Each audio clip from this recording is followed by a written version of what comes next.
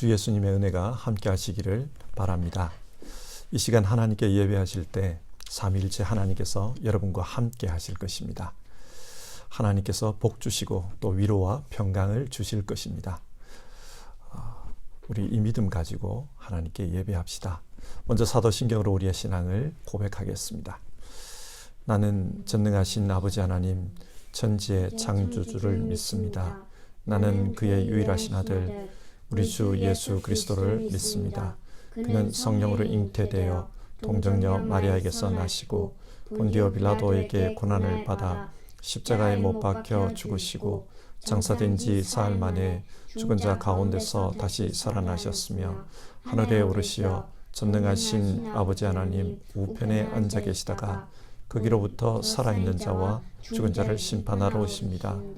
나는 성령을 믿으며 거룩한 공교회와 성도의 교제와 죄를 용서받는 것과 몸의 부활과 영생을 믿습니다. 아멘.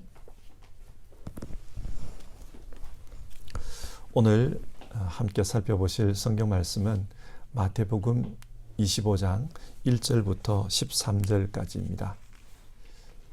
마태복음 25장 1절부터 13절 말씀 받들어 읽겠습니다. 그런데 하늘나라는 저마다 등불을 들고 신랑을 맞으러 나간 10처녀에 비길 수 있을 것이다. 그 가운데서 5은 어리석고 5은 슬기로웠다. 어리석은 처녀들은 등불은 가졌으나 기름은 갖고 있지 않았다. 그러나 슬기로운 처녀들은 자기들의 등불과 함께 통에 기름도 마련하였다. 신랑이 늦어지니 처녀들은 모두 졸다가 잠이 들었다. 그런데 한밤중에 외치는 소리가 났다. 보아라, 신랑이다. 나와서 맞이하여라. 그때 그 처녀들이 모두 일어나서 제 등불을 손질하였다. 미련한 처녀들이 슬기로운 처녀들에게 말하기를 우리 등불이 꺼져가니 너희의 기름을 좀 나누어 다오 하였다. 그러나 슬기로운 처녀들이 대답을 하였다. 그렇게 하면 우리에게나 너희에게나 다 모자랄 터이니 안 된다. 차라리 기름 장수들에게 가서 사서 써라. 미련한 처녀들이 기름을 사러 간 사이에 신랑이 왔다. 준비하고 있던 처녀들은 신랑과 함께 혼인잔치에 들어가고 문은 닫혔다. 그 뒤에 나머지 처녀들이 와서 주님, 문을 열어주십시오 하고 애원하였다. 그러나 신랑이 대답하기를 내가 진정으로 너희에게 말한다. 나는 너희를 알지 못한다 하였다. 그러므로 깨어 있으라. 너희는 그날과 그 시각을 알지 못하기 때문이다. 아멘. 마태복음 25장에는 3가지의 비유가 기록되어 있습니다. 이 비유는 종말의 시기를 어떻게 살아야 하는가, 그것에 대한 예수님의 말씀입니다. 여러분, 종말의 시기가 무엇입니까? 신학에서는 예수님이 이 땅에 오신 때부터 다시 오실 때까지 그 시기를 종말의 시기라 그럽니다. 초림부터 재림 때까지의 이 중간 시간, 이 시간이 종말의 시간입니다. 그러니까 우리는 지금 종말의 시기를 살아가고 있습니다. 그러면 이 시기를 어떻게 살아야 할까? 예수님의 말씀을 같이 살펴봅시다. 첫 번째 비유는 10처녀의 비유입니다. 이 비유를 이해하기 위해서는 예수님 당시 유대인들의 결혼 풍습을 알아야 합니다. 유대인들은 대략 3단계의 과정을 거쳐서 결혼을 했습니다. 첫 번째 단계는 정혼입니다. 이 당시 여성들의 결혼 정년기는 13세에서 18세 사이였다고 합니다. 남성들은 이보다 몇 살 더 많았습니다.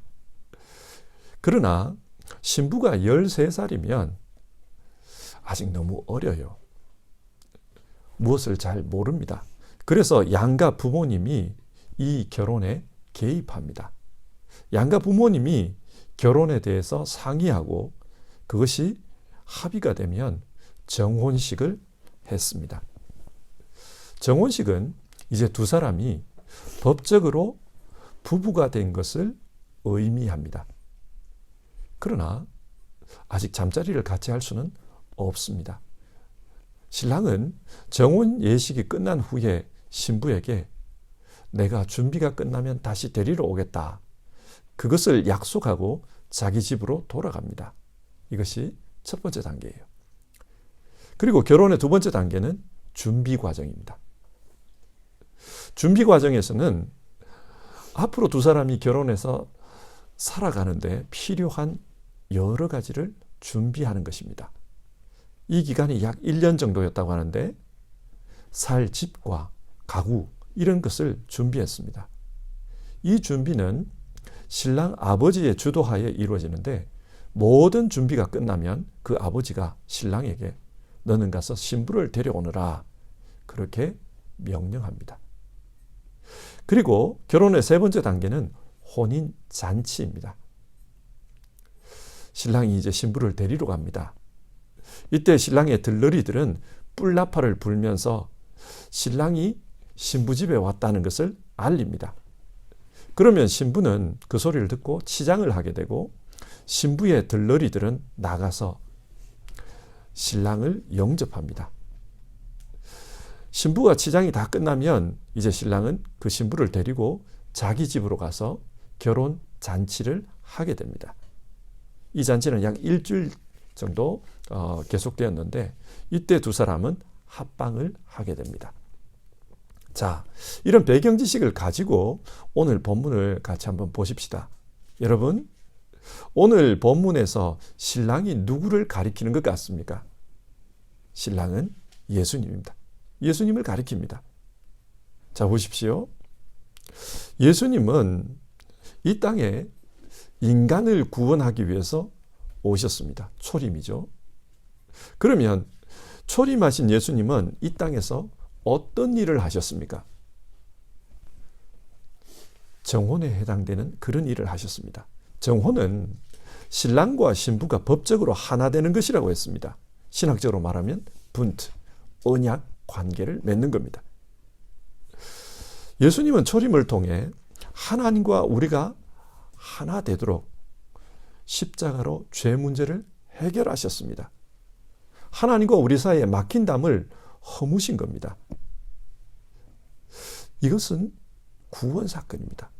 그러나 이 구원 사건으로 모든 구원이 완성된 것은 아닙니다. 마치 정혼한 부부가 법적으로는 부부가 되었지만 함께 살지는 못했던 것처럼 아직 우리는 하나님 나라에서 주와 함께 영원히 사는 것이 아닙니다. 그래서 예수님은 이 땅의 사역을 마치고 하늘나라로 승천하시면서 내가 다시 올 것이다. 재림을 약속하셨습니다. 신랑이 신부에게 준비가 다 끝나면 데리러 오겠다라고 말하고 떠나는 것과 같은 모습입니다. 자, 그러면 예수님은 지금 이 시간 무슨 일을 하고 계실까요? 요한복음 14장 1절에서 3절을 보면 예수님께서 이런 말씀을 하셨습니다. 너희는 마음에 근심하지 말아라. 하나님을 믿고 또 나를 믿으라. 내 아버지 집에는 있을 곳이 많다. 그렇지 않으면 내가 너희가 있을 곳을 마련하러 간다고 너희에게 말했겠느냐? 나는 너희가 있을 곳을 마련하러 간다. 내가 가서 너희가 있을 곳을 마련하면 다시 와서 너희를 나에게로 데려다가 내가 있는 곳에 너희도 함께 있게 하겠다. 이 말씀은 유대인들의 결혼 예식, 그 예식을 배경으로 이해하면 좋습니다. 정혼한 신랑이 아버지의 집에 가서 결혼 후에 살 집을 준비하듯이 예수님은 지금 우리가 있을 그곳을 예비하고 계신다. 그렇게 말씀합니다. 그리고 모든 것이 다 예비되면 다시 데리러 오십니다. 재림입니다. 그런데 그 재림의 때는 언제인지 아버지만 안다고 하셨습니다. 앞에 결혼 풍습에서 살펴본 것처럼 신랑 아버지가 이제 준비가 다 끝났으니 신부를 데려오라. 그런 말을 해야 데려올 수 있습니다. 이 때는 신랑 아버지가 결정하는 겁니다. 준비가 끝났다. 데려오라. 그처럼 예수님은 이 재림의 시기에 대해 그날과 그 시각은 아무도 모른다. 아들도 모르고 오직 아버지만이 아신다. 그렇게 말씀하셨습니다. 지금 예수님은 우리를 위해 있을 곳을 예비하고 계십니다. 자, 그러면 오늘 비유에서 열처녀는 누구일까요? 이 열처녀는 다시 오실 예수님을 기다리는 사람들입니다. 우리 믿는 자들입니다. 그런데 이 사람들은 두 부류로 나누어집니다. 한 부류는 오늘 본문에 보면 어리석은 다섯 처녀고 다른 한 부류는 슬기로운 다섯 처녀입니다. 그런데 어떤 기준으로 어리석은 처녀와 슬기로운 처녀로 구분이 됩니까? 등불에 기름을 준비했느냐, 준비하지 않았느냐, 그것이 기준입니다. 오늘 비유를 다시 보면 신랑이 더디게 옵니다. 이 말은 예수님의 재림이 곧 이루어진 게 아니라 늦어지고 있었다. 그 말입니다. 마태복음 24장에서 예수님은 이 세대가 지나가기 전에 이 모든 일이 일어날 것이라고 했습니다. 이 말씀에 따르면 금방 예수님이 오실 것처럼 느껴졌습니다. 그래서 이 예수님의 말씀을 들은 사람들 중에는 왜 금방 온다고 했는데 안 오실까? 그에 대해서 회의적인 마음을 가진 이들이 있었습니다. 100년이 지나고 200년이 지나고 300년이 지나고 지금 2000년이 지났습니다. 예수님은 아직도 오시지 않았습니다. 그러자 믿는 사람들 중에는 예수님은 오지 않는다. 재림은 신화일 뿐이다. 그렇게 생각하는 사람들이 있습니다. 자, 여기서 어리석은 자와 슬기로운 자가 나누어집니다. 어떤 사람들은 재림을 믿고 주의 오심을 준비했으며 어떤 사람은 그렇지 않습니다. 여기서 나눠집니다. 자, 그러면 기름을 준비했다. 여기서 기름이 무엇을 상징할까요? 종교개혁자 루터는 이 기름을 믿음이라고 보았습니다. 또 어떤 신학자는 성령이라고 하고 또 다른 신학자는 은혜라고도 합니다.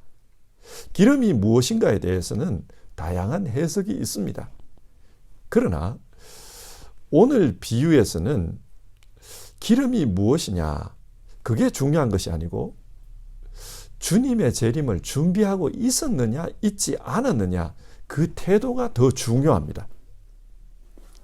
주님 다시 오심을 믿지 않는 사람들은 주의 재림을 준비하지 않습니다.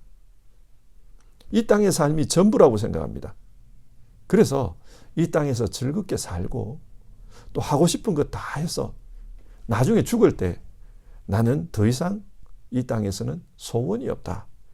그렇게 사는 것을 인생의 목표로 생각하고 살아갑니다. 하지만 주의 재림을 믿는 사람들은 언젠가 주님 앞에 서야 한다. 그때는 주님께서 나에게 물으실 거다. 너는 무엇을 하며 살았느냐? 심판이 있을 거다. 그것을 생각하며 삽니다. 그렇기 때문에 이 땅의 삶을 자기 마음대로 살지 않고 주님의 뜻대로 살려고 합니다. 이것이 중요합니다. 13절을 보면 예수님은 기름을 준비하라는 것을 깨어 있으라는 말로 표현합니다. 깨어 있다는 것이 무엇입니까? 어떤 사람들은 주님이 언제 오실지 모르니까 늘 금식하고 늘 철야기도 하고 오직 신앙에만 집중하며 그렇게 살아야 한다. 그런 생각을 합니다. 그러나 5절을 보면은 신랑이 늦어지니 지혜로운 처녀도 어리석은 처녀도 모두 졸다가 잠이 들었다는 말이 나옵니다. 그러니까 천국에 가는 것은 잠을 안 자는 것, 그게 결정타가 아닙니다. 세상적인 일은 하지 않고 오직 신앙적인 일만 해야 한다. 그런 것이 아닙니다. 신앙인도 이 세상에서는 자기 개인에게 주어진 개인의 사명을 생각하며 이 세상의 삶을 열심히 살아야 합니다.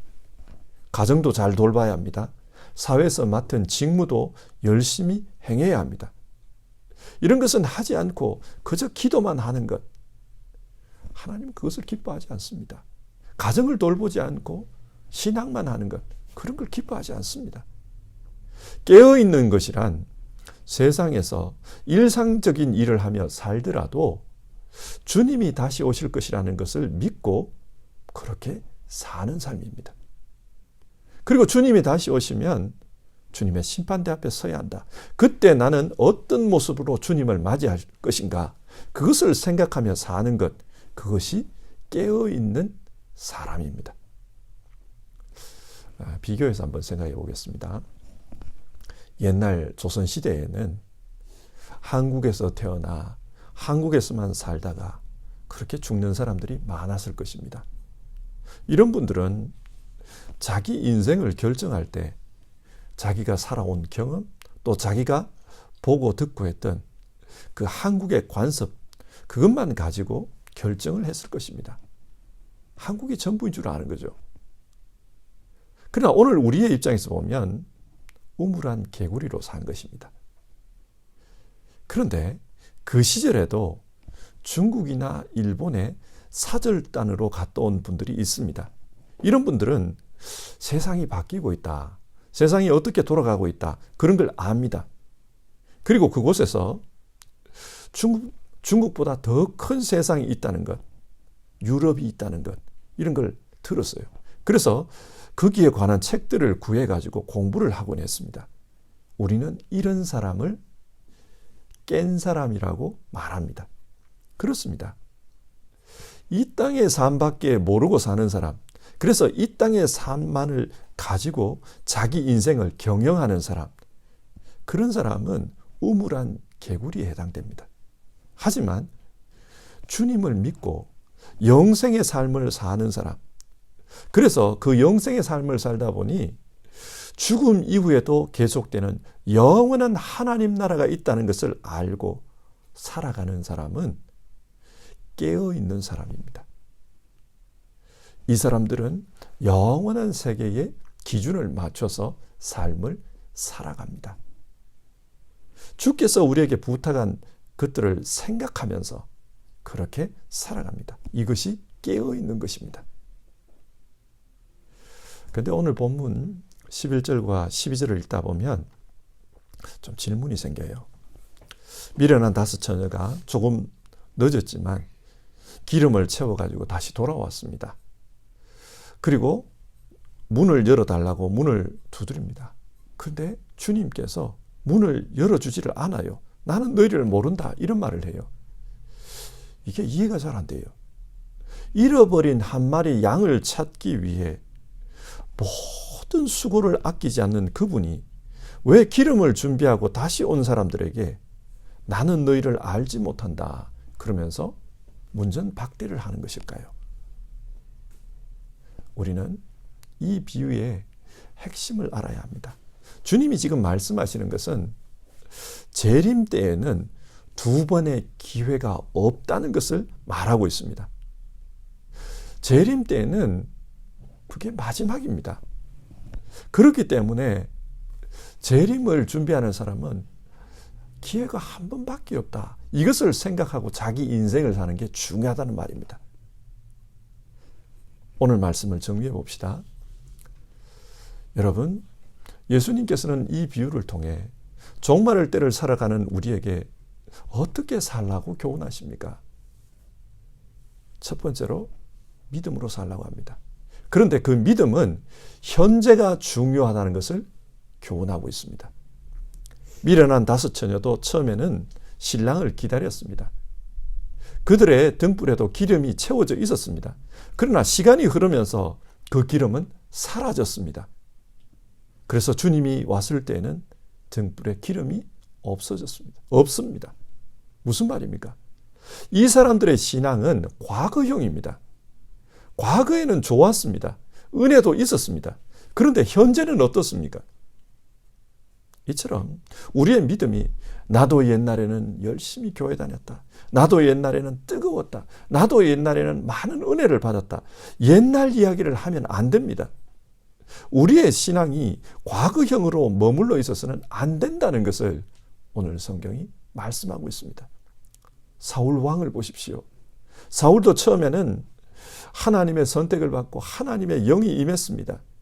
그때 사울도 예언을 하면서 살았고요. 사울도 겸손하게 하나님을 섬겼습니다. 그러나 시간이 지나면서 그의 모습은 어떻게 되었습니까? 마지막에 하나님 앞에 설 때 사울의 모습은 어떠했습니까? 하나님의 영이 떠나고 없었습니다. 가련한 인생이 되어서 엔돌의 신접한 여인에게 찾아가서 하늘의 뜻을 알려고 구걸하는 그런 신세가 되었습니다. 신앙은 현재가 중요합니다. 여러분은 현재 어떤 모습으로 신앙하고 있습니까? 이게 중요합니다. 두 번째로 오늘 본문은 신앙은 빌릴 수 있는 것이 아니라고 합니다. 흔히들 우리 아빠가 목사다. 우리 아빠가 나를 위해 기도해주고 있다. 그런 생각을 합니다. 중보기도는 중요합니다. 그러나 나는 믿지 않으면서 다른 사람이 나를 위해 기도해주고 있다. 이건 소용없어요. 그 믿음으로 천국에 갈 수 있는 것은 아닙니다. 오늘 말씀을 보면 미련한 다섯 처녀가 슬기로운 다섯 처녀에게 기름을 빌려달라고 했습니다. 그러나 빌릴 수가 없었습니다. 이처럼 신앙은 빌릴 수 있는 게 아닙니다. 신앙은 내가 믿는 것이지 누가 믿어줄 수 있는 것이 아닙니다. 가족 중 누구의 믿음으로 천국에 갈 수 있는 게 아니라는 말입니다. 신앙은 내가 하나님을 믿는 것, 그것이 중요합니다. 요즘은 교회도 브랜드의 시대가 되었어요. 그래서 많은 사람들이 큰 교회, 유명한 교회, 좋은 교회라고 소문난 교회에 다니려고 합니다. 그런데 사람들이 좀 착각을 하는 것 같아요. 그런 교회 다니다 보면 자기도 신앙이 좋아진다고 생각하는 것 같습니다. 유명한 교회 다니면 자기도 유명한 신앙인 것처럼 생각합니다. 좋은 교회라고 소문난 교회 다니면 자기 신앙도 좋은 줄 착각을 합니다. 근데 여러분, 과연 그렇습니까? 오늘 성경은 남의 기름을 빌릴 수 없다고 합니다. 신앙은 내가 열심히 신앙하는 것, 내가 바르게 신앙하는 것, 내가 좋은 신앙인이 되는 것, 그것이 중요합니다. 말씀을 맺겠습니다. 종말의 때를 어떻게 살아야 하는가? 예수님은 우리에게 깨어 있으라고 했습니다. 깨어 있다는 것은 현재형으로 신앙하는 것입니다. 현재 내가 예수님 앞에서 깨어서 신앙하는 것입니다. 현재형 신앙입니다. 그리고 깨어 있다는 것은 내가 하나님 앞에 서야 한다. 그때가 온다. 그것을 생각하면서 내가 열심히 신앙하는 것입니다. 남의 신앙을 빌릴 수 없습니다. 여러분, 우리 모두 깨어서 신앙하는 그런 삶을 삽시다. 찬송가 176장 주 어느 때 다시 오실는지 우리 1절 부르고요. 1절과 2절 부르고요. 같이 기도하겠습니다.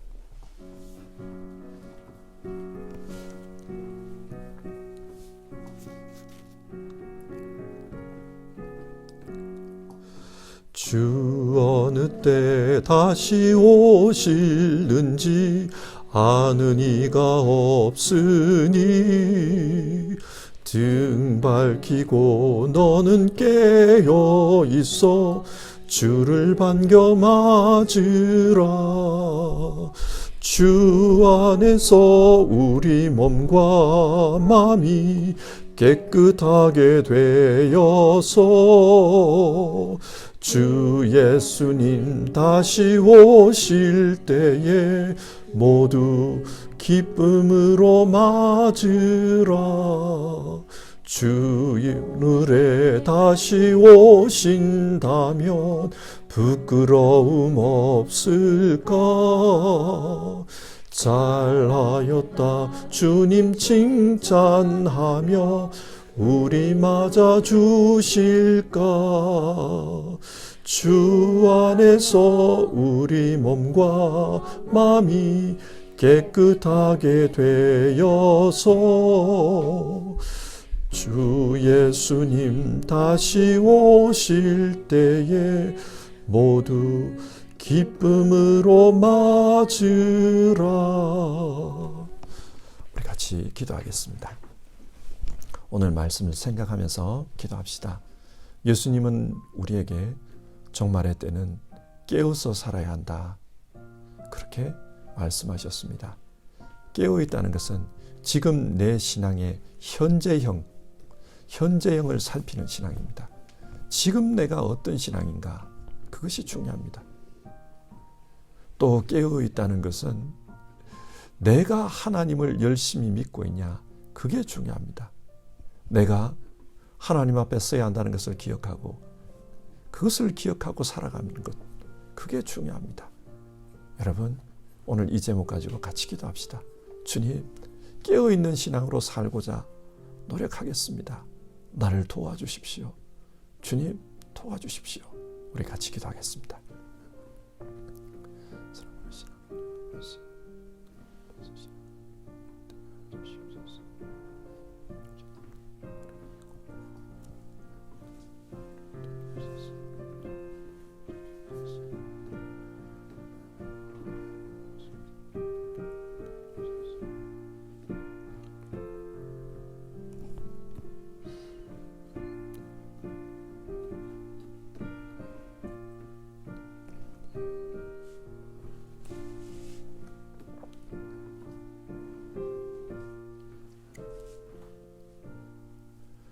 하나님, 오늘 성경 말씀을 통해 종말의 시기를 살아가는 사람들은 깨어서 신앙해야 한다, 우리에게 그것을 말씀해 주셨습니다.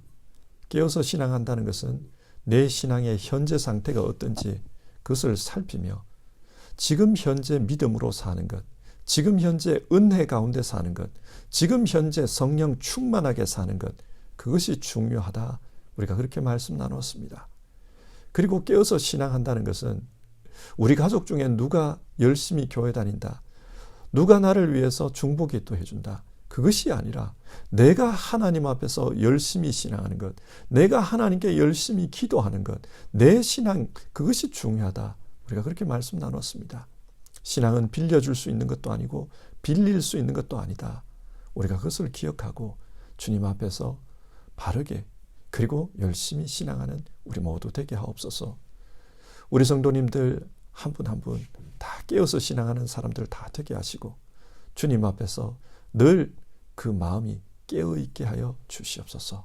오늘 하루를 살아가는 모든 분들 주님 기억해 주시옵소서. 특별히 건강에 어려움을 가지고 계시는 분들 기억해 주시옵소서. 심적으로 힘들어하는 분들 주님 기억해 주시옵소서. 지금도 주님의 도우심을 바라며 간구하고 있는 이들 주여 도와주시옵소서. 이 모든 말씀 예수님의 이름으로 기도드립니다. 아멘. 주기도 문하심으로 오늘 예배를 마치겠습니다.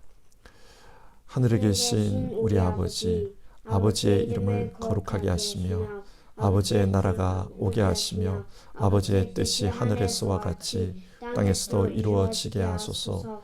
오늘 우리에게 일용할 양식을 주시고 우리가 우리에게 잘못한 사람을 용서하여 준 것 같이 우리 죄를 용서하여 주시고 우리를 시험에 빠지지 않게 하시고 악에서 구하소서. 나라와 권능과 영광이 영원히 아버지의 것입니다. 아멘.